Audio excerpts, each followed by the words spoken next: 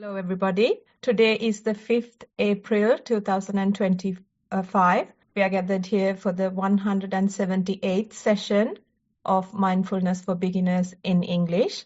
I would like to warmly welcome Venerable Homagama Dhamma Kusala Thero to this session and everyone who will be participating via Zoom, Facebook live stream, or who may be watching later. Our program, as usual, will commence with the in-session practice of mindfulness, which will be followed by today's topic, a talk on today's topic, and then we will have time for the reports and any questions towards the end. To start the mindfulness session, I'd like to welcome Bhante.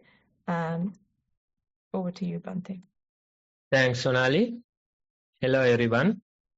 So today, as the activity, we'll do some exercise, which you need a piece of paper and a pen for this one. So if you can quickly gather a piece of paper and a pen, we can start in a couple of minutes. Everyone ready with a piece of paper and a pen? You can turn on video for this one and join even more actively. Okay, now as the activity today, we are going to think about our usual week, and we are going to create a breakdown of the hours that we spend. Maybe weekdays you might have a certain schedule. During the weekends you might have a certain schedule. So we are going to break down the hours that we spend into different categories. For example, work might be one category. Then home chores. Then probably exercise. Then leisure activities.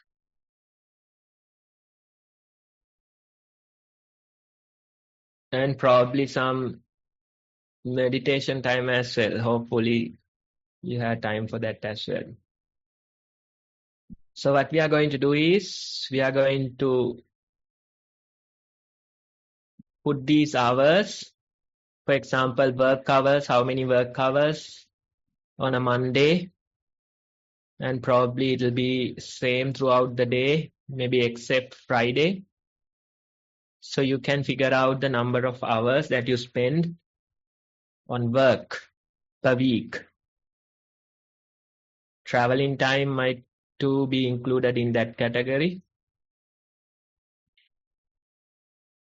Then you can have certain time for your personal commitments, the chores at home, those type of things. Maybe you have daily time for exercise.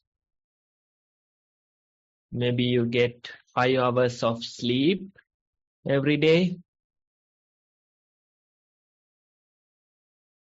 And most importantly is how many hours per day that you get to spend with your family. Right? So that way you can decide your own categories, and let's see how the breakdown show us number of hours against each of these categories.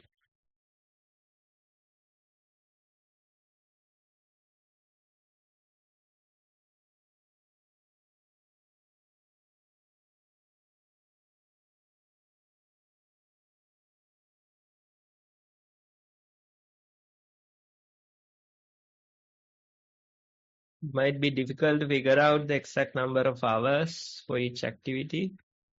During the weekends, you might have extra hours for family time, maybe some leisure time.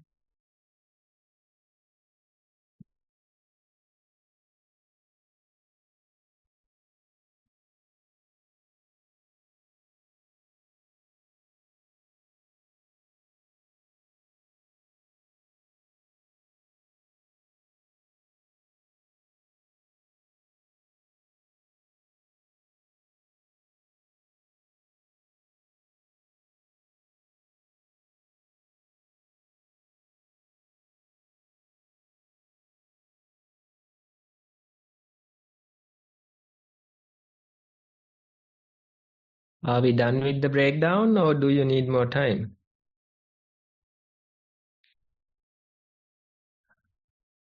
Okay, right. If you are done, would you like to share the different categories and the number of hours against each one?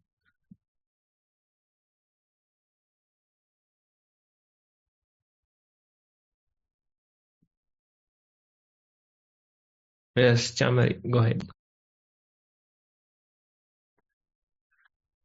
Avsarai Bante. I'm finding it really amusing. There are some leftover time. I don't know where it's gone. So like for Monday, Tuesday, Wednesday, I think the average work, because I decide how much or how little I work. So it's like average 5 hours for the week, and the home chores again an average of about 2.5 or 3 hours. Exercise on a Monday and Saturday, it's roughly 1.5 hours because I go to a class as well. Other days, it's like half an hour or 1 hour. Leisure activities, family time, time with friends, it's again about 2.5 hours average. Meditation time, it's just under 1.5 hours for this last week. Sleep had varied between 6.5 hours to 7.5, but the Monday adds up to 21.5 hours. So I don't know where the rest's gone. Then Tuesday, it's like 18.5 hours I can account for. And also Wednesday the same, Thursday the same. On Friday, it was only 16 hours, including the sleep. So yeah, that's me. Maybe those extra hours are transition time. No, Yeah. no idea how many. 8 hours are lost on a Thursday, it seems, yes. Right, so that's interesting. It's good to see the breakdown. Like, your schedule seems like very flexible and balanced. You have many hours for leisure time, then meditation, family time, so that's a good sign. You have a certain kind of a balance in the schedule, right? So you can figure out where those missing hours are gone. With better reflection, you can figure out. Anybody else? Anybody else would like to share? Yes, Lushani. Avasai Bante. So I separated my time within like work, travel, home chores, exercise, leisure activities, meditation, contemplation, elder care and friend care, sleep, family, and then voluntary work as well. And then, so the consistent one is obviously like 8 hours Monday to Friday for work. But Saturday, Sunday, happy to say that it's a 0 for work. And then sleep, I sleep 8 hours every day. That's one consistently throughout the week. And then on Sunday, I have slept a bit more as well. So that's good. Apart from that, then home chores, I think, is like the least, except for Saturday and Sunday. It's like just 1 hour. Then exercise every day, I do like an hour. Leisure activities, again, like an hour. But on Thursday, I met with a friend. So I have more hours there with my school friend. So that's nice. And then Saturday, Sunday, again, a bit more. Meditation, again, consistent. Elder care, because my in-laws are with us, so I devote some time to care for them as well. And then family, obviously, less during the week, but Saturday and Sunday, predominantly family. And then every day about 1 hour for voluntary work, which I do, like I like to do, allocate like a little bit of time. So yeah, that's my schedule. I think I lost like 1 or 2 hours just on Monday and Tuesday, but apart from that, usually it's one day I had 25 hours as well. So I'm opposite to Chamari. I have gone and gained. Actually, I think I had 25 or 26 hours, so I had to reduce some. So I don't know how I managed to increase my hours during the day. Right, maybe Chamari's hours went to you, it Okay. seems. Right, so that too is, kind of a balanced one. So good to see that you have 8 hours of sleep every day. That's very nice. That's a luxury many of us don't have. Then exercise, family time. So you get the idea. Let's make sure that you have a certain balance in this schedule or in this breakdown. Any other ideas, comments? Anybody else? Bhante, I too didn't account for all 24 hours. Must have lost some in the process as well. I Right. only work part-time. Well, that's still late afternoon. But I do have some time allocated. I do a lot of sewing for my children's dancing activities. I do costumes for them. So I do about 2 or 3 hours of it. Some days I do half a day of it. It all depends on how it is. But I seem to also have lost some hours, although my sleep hours are about 7 to 8 hours actual sleeping. And if you ask one of those modern watchers how much you have slept, I have slept even less. So I'm not really sure. I might be lying in the bed without sleeping, actual sleeping for a lot longer, actually. Right. So the sewing time, do you consider it as a hobby or do you consider it as family chores? What category would you put it? It Sometimes it is a chore, sometimes I enjoy it. It depends on the project I'm working on at the moment. If it's giving me a lot of trouble, I'm not enjoying it at all, then it's a chore. So it depends. Sometimes it's quite enjoyable. Same with like gardening. Sometimes it would be a very, hard job that I would be, cutting down branches or something more hard. Sometimes it's very therapeutic and very meditative to do the gardening. It's a very enjoyable activity. So yeah, it depends on when I do it, how I do it. But there seemed to be a lot of time lost, and that could be me dilly-dallying. That could be me sitting around, looking around, doing nothing, or just enjoying a cup of tea, or I don't really know, or maybe watching telly and I've lost time, or scrolling through social media. I've lost time. Right. It could be any of Yes. those. Yes.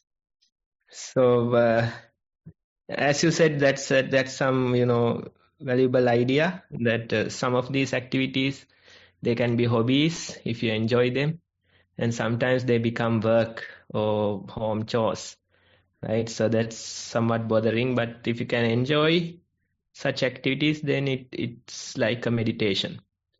The meditative kind of a mindset you can maintain, right? So you get the idea. We were just wanted to reflect on the week and see the breakdown, how many work hours, how many for sleep, exercise, family time, leisure activities, meditation. So that type of a breakdown, it's good to reflect upon it and see how am I spending my time. Is it basically work or is it always family responsibilities, chores and things like that? Or do you have some me time? The time that you enjoy, time for your hobbies, or time for you to just sit and enjoy a cup of tea. So that type of a breakdown would be helpful for you to figure out how it is. And one comment that I wanted to make, I started trying to create a breakdown, but I couldn't really figure out what are the exact activities I'm doing. So many hours lost in my schedule. So I could only account for like few hours. So I gave up. So that's the thing. So maybe I too am losing time. Yeah, I'm sure for me, I have a lot of, just sitting and hanging around time. That I am sure. Then I have certain hours for the daily routine. As a community, we have to, every day go through and participate. So such hours are there. Then sometimes I get around 8 hours of sleep. Sometimes it reduced to about 5 hours. So a varying schedule I have, but anyway, I tried to create the breakdown, but I gave up halfway into the activity. So that might need some time for me to create a real breakdown of my schedule. Yes, Lushani, yes. Namaste, Bante. I mean, I think listening to everyone and sort of looking at my schedule, something I was thinking is like whether I don't have any like just sitting down and doing nothing time. Like I know I have a good balance, you said, but I can see I have a balance, but sometimes I feel like I don't have that sort of sitting down in the garden or something and just doing nothing. I feel like I'm always doing something. Right. So your complaint might be that you can account for many hours of the day. Yeah, I mean, I think if you have like full 24 hours, it goes to show that my day is packed. Like, I mean, I know I'm sleeping properly, but I feel like I don't have even like a half an hour that I can say I sat down with a cup of tea, like you said, and did nothing, just had a cup of tea looking at the garden or the fish or whatever and did nothing at all. I think I don't have that. So maybe that's something for me to insert into my daily schedule because otherwise I'm always doing something. Yep. Yep. That's very true. That's a good insight that you have into your own schedule because, if our day is fully packed and we know exactly what we are doing each and every hour, that might create a lot of, stress. You're on this schedule and you run through it, right? So it's good to have some, at least like a 1 hour of, don't plan it. Don't try to Hour. plan. Yeah, lost hour. And if you try to plan it, that's also not gonna work, It's like, whenever you feel like it, even, on the way traveling, just stop the car and, drink a cup of coffee and have a walk. It should be like, unplanned. And, whenever you feel like it, you spend some time. That time is lost. But I think that's a time that well spent, right? So that's a good insight that you got into your own schedule. So I think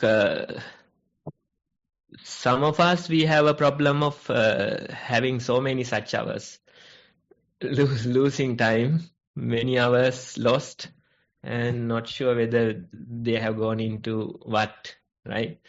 So that type of a balance you can create, and you can come into some kind of a like comfortable, balanced way of spending your time. Right, so that's it for today's activity. I hope you get the idea. So you can create your own breakdown and see how the time is spent.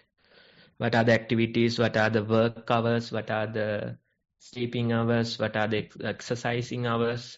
Meditation, family time, home chores, right? So that way we can see how we are spending time. And today's insight is it's good to have some some time lost without any particular task. You simply sit and simply enjoy the moment, right? So that way we can reflect our own daily schedules and come into some kind of a balanced schedule. That's the idea. With that, Sonali, you can take over. Thank you, Bante. That was very useful to see what my day was like. Never put it down on paper before, so it was very useful. So next on the agenda is the talk on today's topic. The topic is freedom versus safety. We started this topic last week, so to continue this, I invite Bante again to start the talk. Okay, everyone. So this topic we started last time, and we discussed certain aspects of it. Right, today again we are going to take some time to discuss different aspect. I think I touched this last time, but we'll discuss this part today and try to relate it to our daily lives. Now, let's say when we think about the way we spend time, like a weekly schedule that we have done in the activity today, right? Many of these hours we spend, maybe let's say work hours. We have many hours of work, and those hours somehow you have to go through them, somehow you have to power through them. And why do you do it? Because you should have the financial security. You have to make sure that you are secured in that area. Then let's say again there could be few more hours apart from work hours, for example family chores, shopping and things like that, right? So those things also you have to somehow spend, make sure that your family is security, right? So this way, when we think about our weekly schedule, we spend so many hours trying to find security. It could be financial security, you have to have your health insurances and things like that. You have to maintain your facilities, maybe pay rent, or maybe have a car. All those things, we spend so many hours, we work so hard, and we earn them to make sure that we are secured. Our financial status is secured, our comfortable lifestyle is secured, right? So this way, we spend many hours. And in return, we give up our freedom. In a way, you give up many hours of your free time, of your freedom, in order to make sure that you earn properly, in order to make sure that your household is properly run. Right? So that way, you can see that in a week, we spend so many hours making sure that we are secured. Right? So that's the way we live. That becomes mandatory. And some of the countries, you have to spend even more time making sure that you earn properly. For example, let's say Sri Lanka, many people have to work long hours, making sure that they earn the money that they need. Right? Certain countries, you might have to spend less number of hours. Certain countries, you might have to spend many hours. So by spending these hours, by going through work, we make sure that our lifestyles are secured. So in a way, we sacrifice our freedom to make sure that we secure a good lifestyle. Right? So that way we spend time. And with the new technology, with all the facilities, with these internet advances and things like that, you would think that you would have many free hours. But instead, with the technology, with all these advances, people, they spend even more hours making sure that they earn properly, making sure that they maintain their lifestyles. So if you think about it, let's say if you study the history few centuries ago, then people didn't use so many hours for work. They didn't go to work for so many hours. And I found this very interesting fact. About few centuries ago, the persons, they worked 140 days per year. Only 140 days per year. Now it's approximately 260 work days per year. So you can see we are spending many more hours trying to make sure that we are secured. We sacrifice our freedom in order to make sure that we are secured. That's how we live in this modern age. And if we think about a society without any rules, then you can do whatever the things that you like. Not only you, even the others can do whatever the things that they like. Right? So what will happen is that society will be in utter chaos. Because people will find ways to get whatever the things that they like.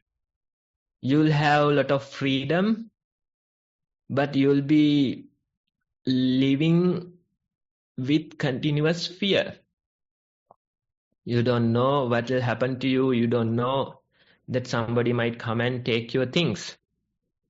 Right? So in a way, that type of a society, you have a lot of freedom, but you have less safety. And since it is not working, we have decided that we need a society with all the rules and regulations. That's the government. And the government, they try to maintain certain set of rules, making sure that the society can function. And in return, they say, give us tax, give us little bit of your freedom in exchange for safety. Right? So that's what it is. You pay tax, making sure that you are safe in this environment. You are safe in this society. Right? So that way, little by little, we sacrifice many hours of our time trying to make sure that we have the security. By sacrificing many hours, we make sure that we live secured lives and our lifestyles are secured. Right? So that way we function, that way we spend the time.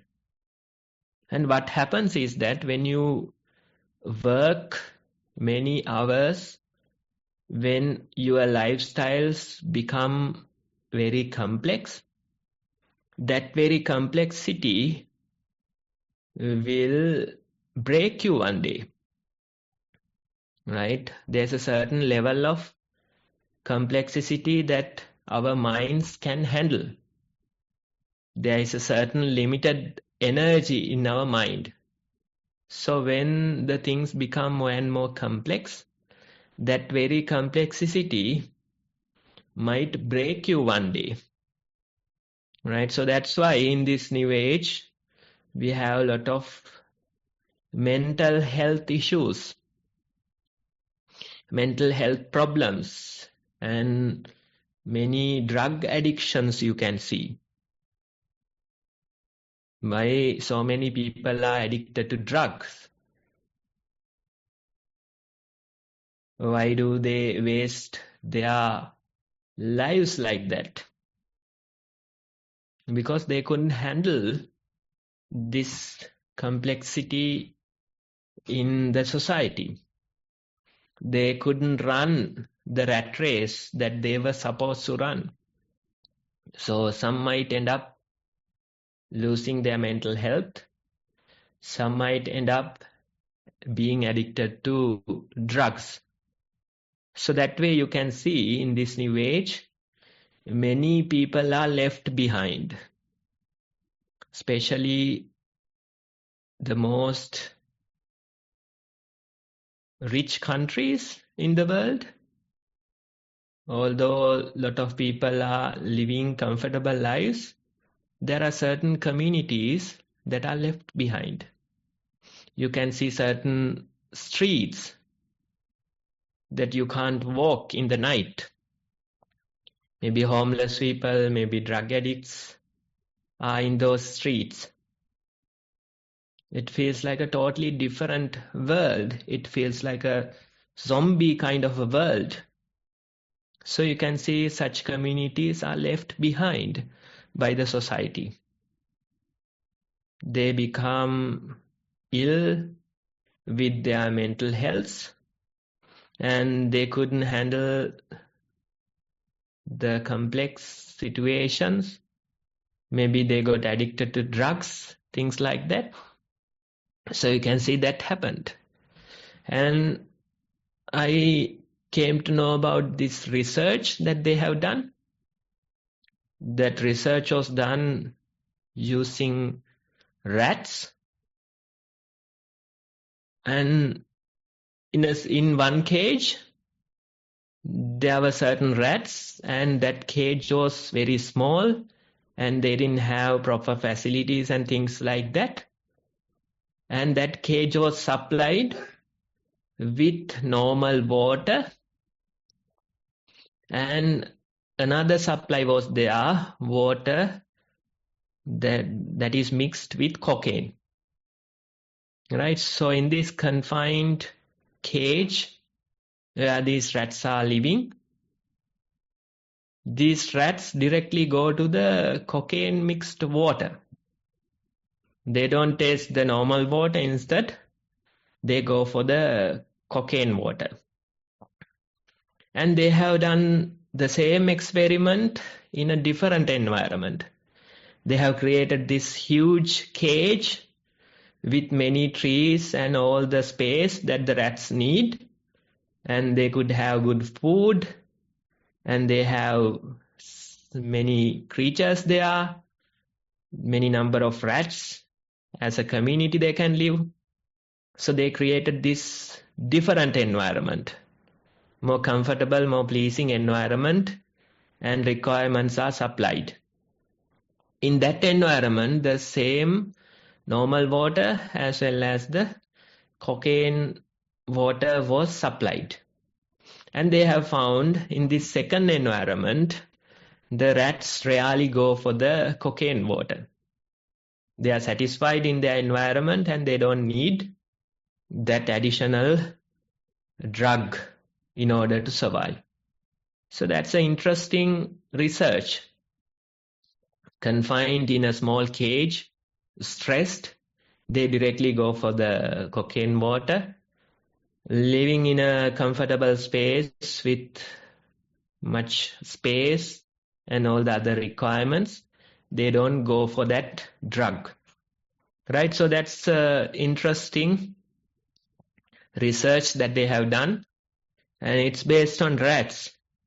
But when we think about our lifestyles also, if we are living in a confined environment, if we have too much stress in our lives, if we are broken due to the many number of hours that we spend for so many things, then our mental health is poor, and we might look for a bandage, a fast solution, right? But if we have comfortable kind of a mindset, if we go out, spend more me time, family time, exercise, walk in nature, if you do that type of a change in your lifestyle, then there's no urge for you to look for a drug to satisfy you, right? So that type of a difference that we can see in this research, and that type of a difference we can see in human lives as well.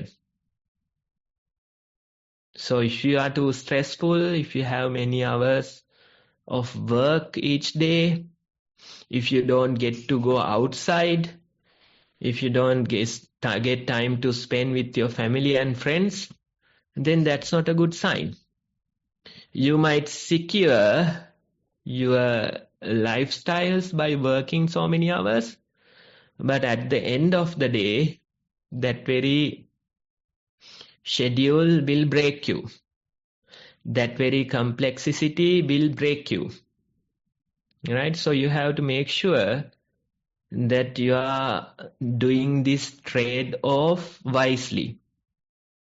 You trade your freedom for your safety, but you have to make sure that you are doing it wisely. Otherwise, if you sacrifice too much of your freedom in order to be safe and secure in your lifestyles, then that's not a good sign. Sacrificing your freedom might come back one day and break you, right? So that's the very idea of this topic. We have to make sure that at least we are conscious of this trade-off. If you want to be safe, if you want to be secure, then you might have to sacrifice a lot of your freedom. You can't have both. They are not synonymous. Instead, these are opposite goals. You can either have your freedom or you can either have your safety. So we can't live without our safety, no? We can't live completely free without any safety. We need safety. We need security. So what can we do is we can become more conscious of this trade-off. Become more conscious and see how many hours or how much of your freedom that you sacrifice for the safety, in return for the safety. That very consciousness is important. Otherwise, you'll simply get deeper and deeper into that complexity, and one day it might break you. You have to make sure that you choose wisely. You have to make sure that you become conscious of this trade-off. So the security and freedom, they are opposite goals. You can't have both. It's always a trade-off. If you sacrifice many hours of your freedom, then you can have a lot of security in your lifestyles. But when you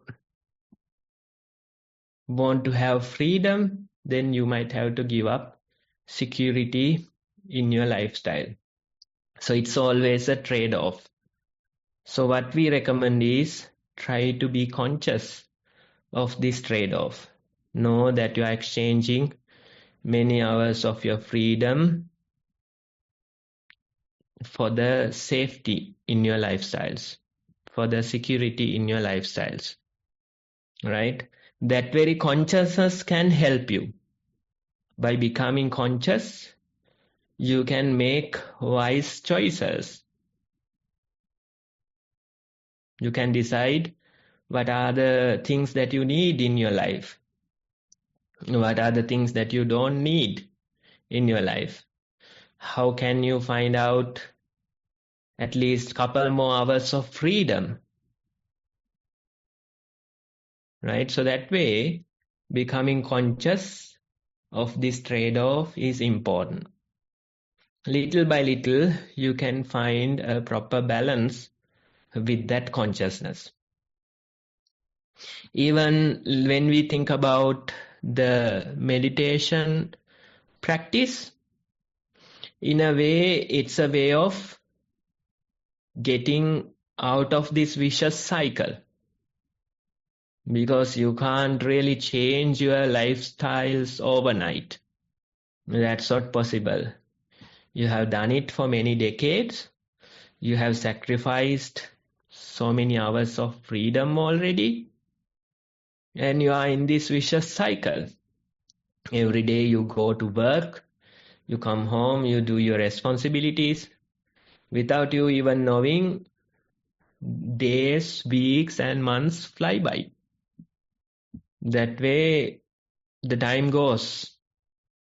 And it's not easy to get out of this schedule. It's not easy to get out of this vicious cycle. So what we recommend as the meditation practice is becoming conscious, being aware that this happens. Little by little, with that consciousness, you can find a way to increase or improve your freedom. That could be making wise choices in your daily life. That could be meditating in your mind, changing your priorities. So that way, little by little, with this consciousness, you can find ways to become more free. Let's say when your priorities have changed, even your home chores, even many hours of things that you do, you can turn them into meditation. Now it is no longer a rat race. Now it is no longer stressful. Instead, you dedicate these activities for meditation. You make the meditation the priority. Instead of powering through and instead of trying to complete all these activities, you change your priorities and make sure that you become conscious, you become mindful doing these activities, and you can turn them into meditation. That's why even during that activity, that exercise, I asked whether you consider these activities as work or home chores, or whether you consider these activities as hobbies. Hobby is something that doesn't stress you. Hobbies, they don't create stress. If you make them work, then it is creating stress. For example, let's say after many hours of work, you come home in the evening. And when you come home, you know sometimes you have to do few more hours of home chores, right? Even on the way, you are stressed because you know that you have to do these things after coming home. You have to wash these dishes and things like that. Maybe prepare meals for tomorrow, things like that. So even before coming home, on the way back, you are stressed knowing that you have to spend maybe 2-3 more hours doing these home chores. So that's a good way to create additional stress. That's a good way to, create more issues in your mental health. But instead, let's say, if you don't consider them as work, if you simply consider them as meditation time, or something like a hobby that you can enjoy, then that's a different mindset. With that mindset, it will be much easier for you to complete those things with less stress. You don't stress out doing these activities. Instead, they become more like hobbies that you can practice mindfulness, practice awareness, right? So that way, we can make sure that we are living these lives with a certain level of freedom, especially this baggage in your mind, especially this dead weight in your mind. That is the main bottleneck. It doesn't matter that you work. What matters is this dead weight in your mind. When you do something you love, then there is no heaviness, right? So if you can find something that you love as work, then you might not have to do many hours of work per week. Instead, you are doing something that you love. That doesn't create stress, right? So that way, we can turn our lives for the better. We can make sure that we are finding the proper balance in our lifestyles. Make sure that we create less stress and find some kind of a freedom within us. Especially this mental baggage, especially this dead weight, you have to be conscious and you have to let go of it little by little, right? Especially, let's say, if you are a person with many responsibilities, if you have children, then always there's this dead weight in your mind, thinking about the future of your children, thinking and worrying that something bad might happen to them.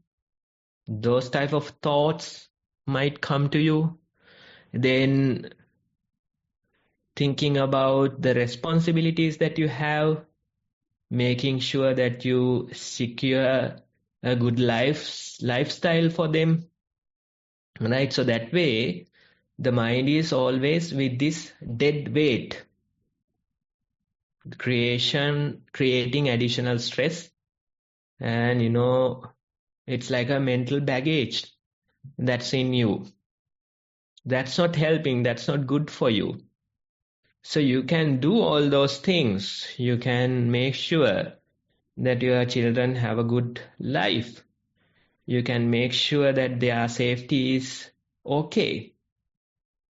But there's a way that you can do all these things and not stress out. That's important. That change is important, right? So that's why we recommend doing this type of a practice and making sure that you create certain kind of a space in your mind, certain kind of a freedom in your mind. With that freedom, you can do many things, but you won't be stressed out at the end of the day. And that's the very idea of meditation, making sure that we are secured in a certain way, but making sure that we don't sacrifice so much freedom. It's always a trade-off, but if you become more conscious about it, I'm sure you can find your own unique balance. Right? So that's the topic that we wanted to discuss. Thank you for listening. Thank you, Bhante. Next on the agenda are the reports. For this, I'll invite Lushani to start the reports and the questions. Thank you, Sonali. Avasarai Bhante. There is only one report today. I will read it out. Mindfulness during the day. Even though there was little formal sitting or walking practice this week, mindfulness Lushani, during... could you Yes. go through the beginner's guide, please? Oh, okay. I thought everybody here is not a beginner anymore, but I will. Sorry, Sonali. So like Bhante said, it's important to sort of put that space and time into a practice. I think what we can really do is to get that space and time through mindfulness practice. So we have both mindful walking and sitting. And if you want to find out how to do it, there are these two links that Sonali has shared on YouTube, which you can watch and sort of get the basic techniques on how to mindfully do the walking practice and the sitting practice. And what we encourage is to, when you start initially doing it, try to do as much as you can. Start with like at least 15 minutes and then increase it every day. And essentially, I think if you can get like a 1 hour mindful sitting and a 1 hour mindful walking, that would be ideal. And then also continue to sort of be mindful throughout the day. So this is also having the awareness through the day and then also having the mindfulness. And then you can write a reflection report and send it to us. And either you can fill in a Google form or email it to us at beginnersnv@gmail.com. And then once a week, we will read the reports and Bhante will give you advice based on your reflection report. So that's the basic guide. Thank you, Sonali, and thank you for the reminder. I will read the report now. Sarai Bhante. Even though there was little formal sitting or walking practice this week, mindfulness during the day was active. For example, was able to watch the mind and allow the other person to let off steam in a confrontational situation. They looked upset, facial expression showed annoyance, speech sounded quarrelsome, although lost interest in trying to understand the words. Became aware of the humor of the situation, one person so animated and the other person merely observing. At the end of that encounter, there was slight irritation in mind, which was then taken over by the humor. Still not sure what the complaint was about, so not sure if they had any resolution. Before the regular mindfulness practice, reactions would have been different. Now that the class starts an hour later in the UK, wondering how to get to the exercise class that starts 15 minutes before this class finishes. Again, a few years ago, the only option seen would have been to cancel one. Wanted a fair solution, so acknowledged it and let it be. Yesterday afternoon, a new option popped up into my mind. Attend mindfulness class and leave 25 minutes before the end to get to the exercise class. We'll try this and see. Can listen to the recording to pick up what was missed at the end of the mindfulness class afterwards. Dear Bhante, look forward to your valuable feedback and immense gratitude for the practical guidance. Thero and Saranai. Okay, right. Thanks for the explanation or the sharing of reports. Now, the first one that went my attention to was that confrontational situation, right? So there's this other person who is complaining, but you are simply observing. Your mind is not so much attached or so much interested in this situation, right? So that's a very nice way to practice. That's a very nice observation. And now let's say if your mind also reacted to this situation similar to the other person, then you might also start telling your things, creating additional problems, and sometimes, end up becoming enemies, right? But instead of being simply the observer of this situation, not really getting into this argument, is a very nice way to maintain your balance. You can't do it intentionally. Instead, many hours of formal meditation is behind this achievement. That's how it comes. Let's say we find a commoner and we tell them, go and face this type of a situation without getting carried away. Can they do it? No, they will always get carried away because the other person is blaming me, complaining. I haven't done anything like that. So I should be protecting my ground. And their minds always react. Right? But when you mention this type of a state in your mind, there are so many hours of formal meditation that is supporting you.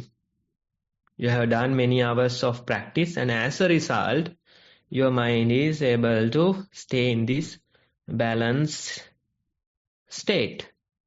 Right? So that's the very idea of this practice. It won't do marvels overnight.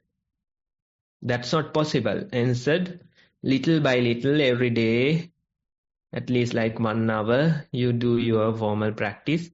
Continue for a few months, and when those practicing hours are accumulating, when the mind is supported by those practicing hours, then only you will see how it is changing the behavior of your mind. The mind is there, you simply become the observer.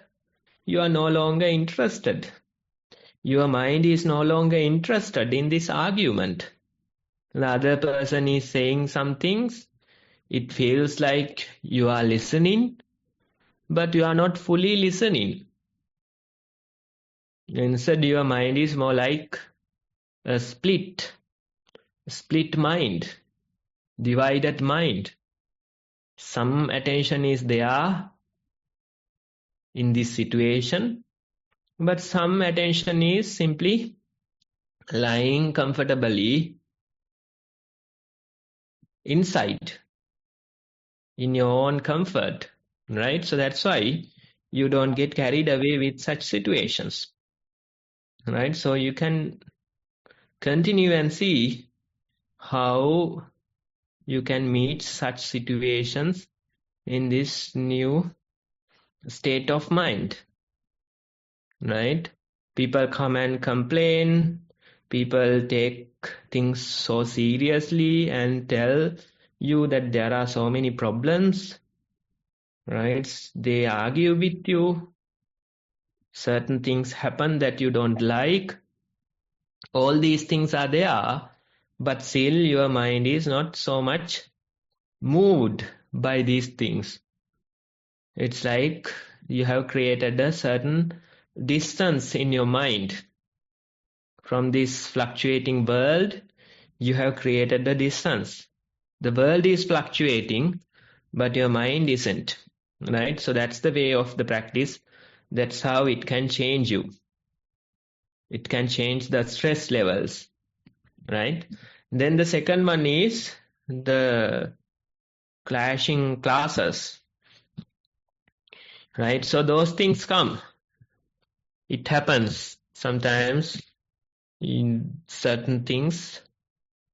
You have to attend, you have to make sure that they are done. So just try the option that you have, and or you can always follow the missing part later. That way you continue, and after a while you find out a different solution. After a few months you find out a different solution. That's how it is, right? So things happen, we might have to do certain things, responsibilities come, but we are dedicated to continue this journey without changing ourselves, because of the temporary obstacles, right? So things come, you might have to adjust according to them, but after a little while, after a few months, again you get back to the usual schedule. Again, you make sure that the priorities are met, right? So that way we can find the balance in our life. We can find the proper solution for these things, right? So you can try this option, and when you continue for a couple of months, I'm sure you can find a better solution, right? So that way we make sure that the priorities, we know our priorities. If you have that attitude, if you have that determination, then it doesn't matter what happens temporarily. It doesn't matter what obstacles that come your way. You always know your priorities. You always direct your attention. You always direct towards these priorities, right? So that way, continue. I'm sure you can go through these difficult periods. Thanks for sharing. Thank you, Bhante, Namasarai. Now we can open for questions. If anyone has any questions to ask Bhante, please raise your Zoom hand, and we can unmute you. Any questions? Give it 5 more seconds. Looks like there aren't any questions, Bhante. So on that note, I will thank you so much for your guidance and the talk. May the merits be with you with that. And Avasai Bhante, I will hand it back over to Sonali. Thank you, Lashani. Unusually, we don't have any questions today. Usually, we go over the time. If no one has any questions, because I will then end the session for everyone. So on behalf of the organizers, I'd like to thank Venerable Homagama Dhamma Kusala Thero for his continued guidance on this program. And of course, we cannot forget the Chief Abbot of Nissarana Vanaya, Venerable Udayirigama Dhammajiva Mahathero, whose idea was to initiate this program. And may they both use these merits to improve their own practice as well. Lushani, do you have a hand raised? Sorry. Sonali, I was just wondering whether we should also let everyone know that there will be a retreat.